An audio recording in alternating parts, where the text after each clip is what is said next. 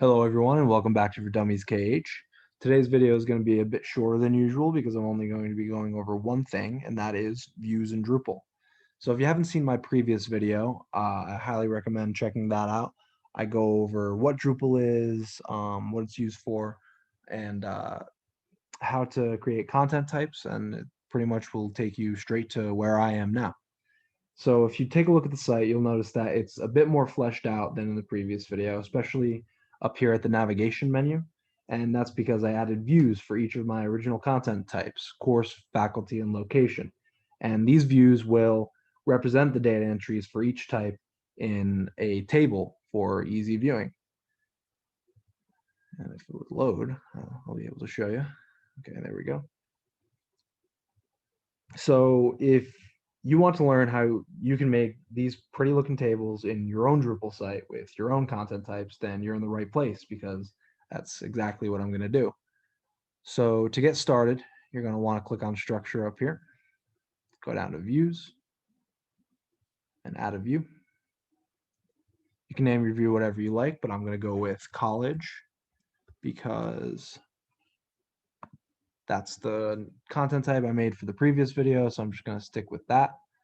For the settings, you want it to show content of type, and you want the type to be college because that's the data that you want to be pulling from.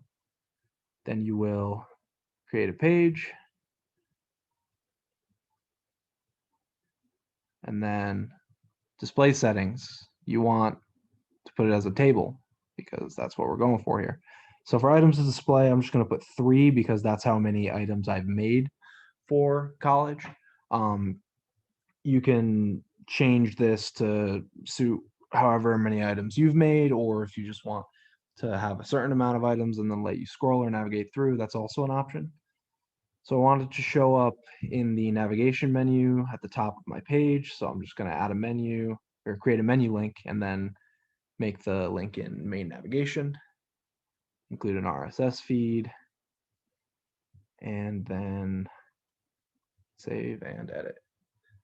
So now the view is made, but the table will only have the data on the the first field of entry. Well, it won't have any fields. That's why you need to go into fields here and add, and then I'll just search college because it'll show all of the fields that college has. Click on the ones that we made in the previous video: college ID and college name, and apply for each one, and then just click save here. So now that's all done. We go back to the site. We'll see that this new view, college, has been made, and it'll show all the different attributes for this data type, or all the different fields. And that's pretty much all there is to it with where it comes to views. There's a lot more you can do with views, such as like controls as to who has access and stuff like that. But for just dipping our toes in the water, I think this is a good start.